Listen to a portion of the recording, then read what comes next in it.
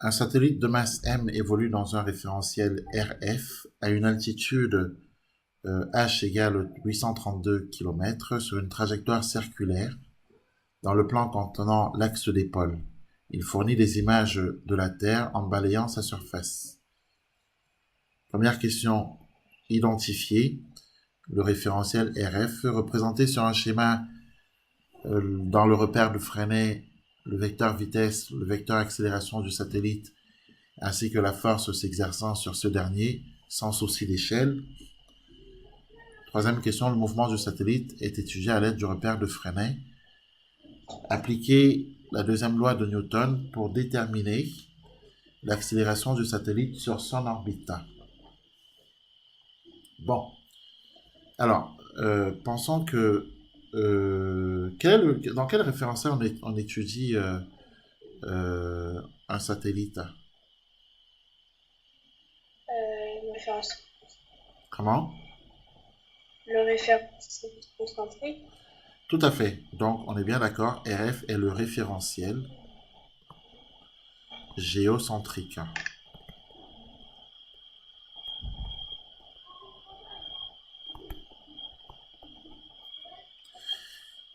Bien sûr, supposé galiléen.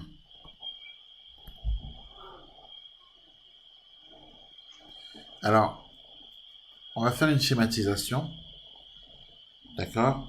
On a ici la Terre.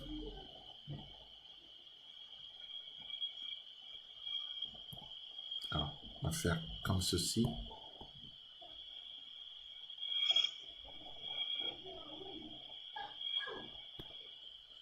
Donc, on a ici la Terre.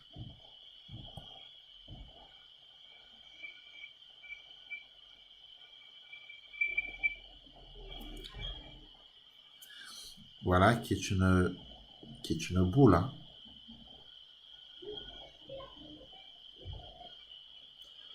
Ensuite, on a le satellite qui est en orbite autour de la Terre.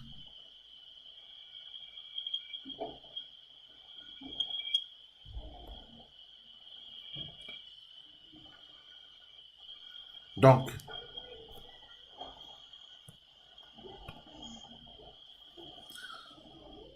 on va par exemple le situer ici, le satellite.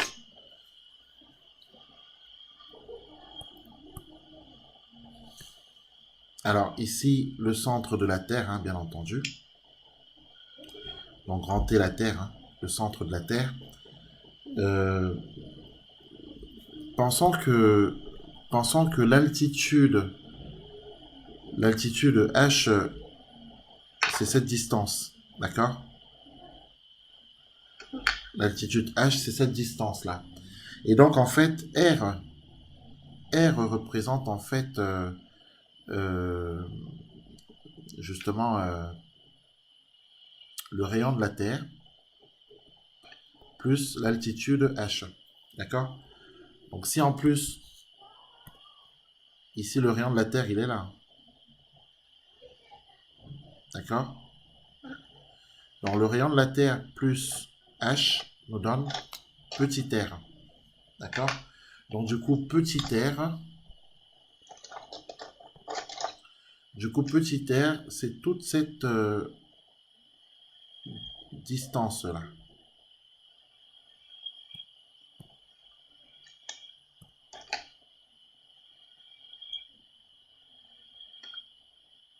Voilà. Et petit r, on est bien d'accord, est égal à RT plus H. Le système étudié ici, c'est le satellite. Le mouvement est circulaire, hein. Le mouvement est circulaire, donc il va falloir qu'on se place, que le satellite, qu'on place le repère de Freinet, hein, qu'on puisse représenter le repère de Freinet, qui est le repère suivant. Alors on suppose que le satellite évolue dans ce sens. Le repère de Freinet avec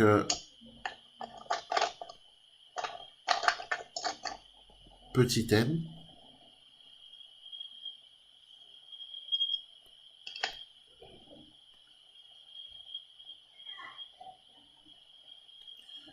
Voilà. Freiner avec petit n, petit u.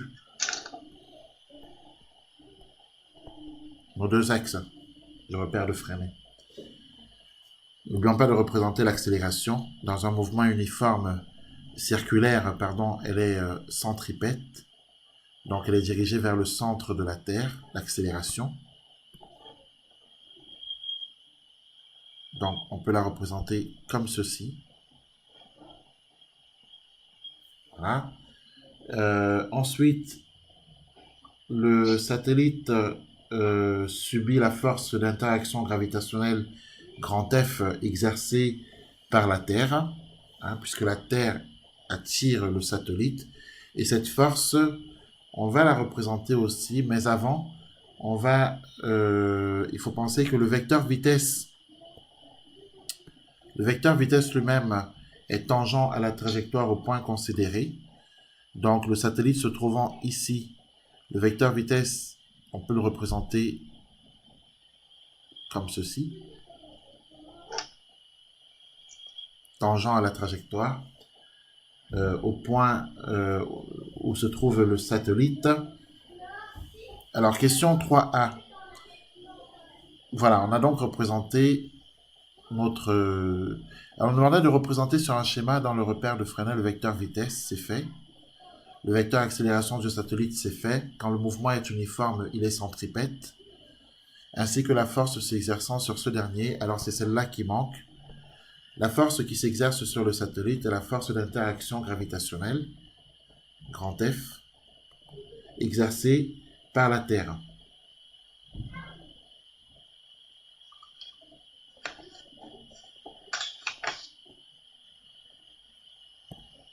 Alors, un instant, il y a un petit bug, ça revient.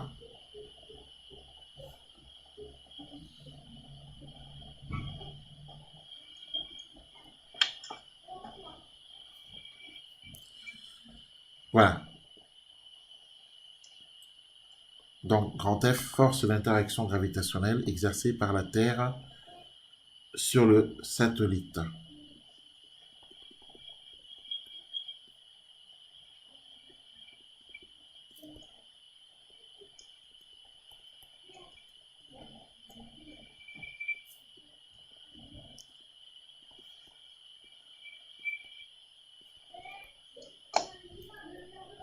La Terre elle-même a pour masse mt. Voilà. Et la force d'interaction gravitationnelle, on peut l'exprimer, hein, bien entendu. Son expression à la force d'interaction gravitationnelle est grand G, constante de gravitation universelle, fois la masse du satellite, fois la masse de la Terre, divisé par R au carré. Alors R, c'est la distance rayon de la Terre plus altitude, multiplié par le vecteur unitaire petit n du repère de Fresnel. Voilà. Donc, du coup, étant donné que tout cet ensemble constitue une constante, parce que tout ceci est constant, d'accord? Eh bien, on peut penser que le vecteur f est collinéaire au vecteur n du repère de Fresnel. Donc le vecteur f a la même direction que le vecteur n unitaire, hein, du repère de Fresnel. Et comme la constante que nous avons ici est positive, eh bien le vecteur f est dans le même sens que le vecteur unitaire n du repère de Fresnel. Donc on va pouvoir représenter f.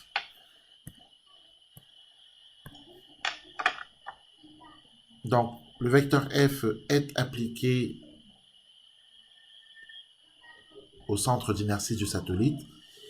Il est dirigé vers le centre de la Terre puisqu'il a la même direction que le vecteur unitaire n du repère de Fresnel.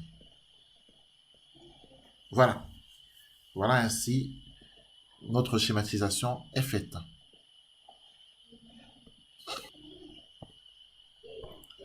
On devait ensuite, à la question 3 petit a, appliquer la deuxième loi de Newton pour déterminer l'accélération du satellite sur son orbite.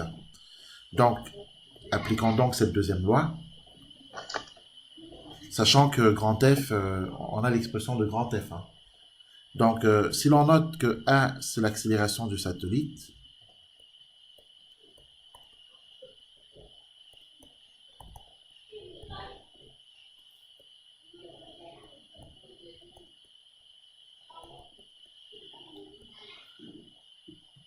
d'après la deuxième loi de Newton,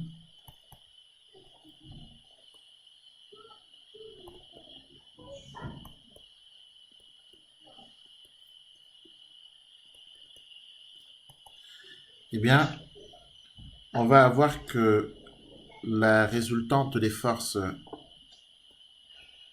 est égale à la masse fois le masse du satellite, hein, bien entendu, fois le vecteur accélération du centre d'inertie du satellite. Sauf que la résultante des forces, c'est grand F. Donc grand F égale MA.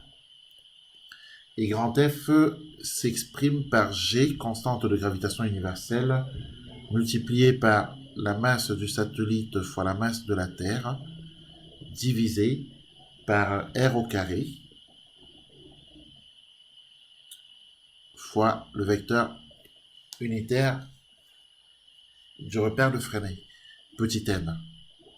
Et tout ceci est égal à MA. Donc, évidemment, on peut ici se débarrasser de M. D'où l'accélération du satellite qui est égale à GMT sur R au carré fois petit n.